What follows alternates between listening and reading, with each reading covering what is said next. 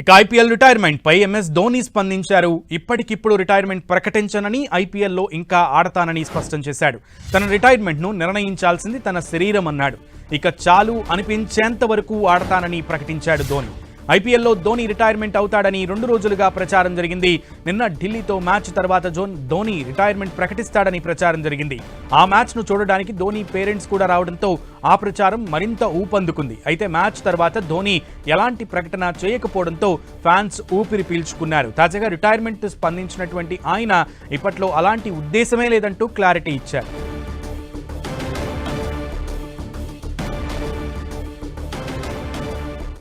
తన రిటైర్మెంట్ ను నిర్ణయించాల్సింది తన శరీరం అన్నాడు.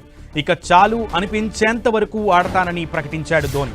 ఐపీఎల్లో ధోని రిటైర్మెంట్ అవుతాడని 2 రోజులుగా ప్రచారం జరిగింది. నిన్న ఢిల్లీతో మ్యాచ్ తర్వాత ధోని రిటైర్మెంట్ ప్రకటిస్తాడని ప్రచారం జరిగింది. ఆ మ్యాచ్ ను చూడడానికి ధోని పేరెంట్స్ కూడా రావడంతో ఆ ప్రచారం మరింత ఊపందుకుంది. అయితే మ్యాచ్ తర్వాత ధోని ఎలాంటి ప్రకటన చేయకపోవడంతో ఫ్యాన్స్ ఊపిరి పీల్చుకున్నారు. తాజాగా రిటైర్మెంట్ స్పందించినటువంటి ఆయన ఇప్పట్లో అలాంటి ఉద్దేశమే లేదంటూ క్లారిటీ ఇచ్చారు.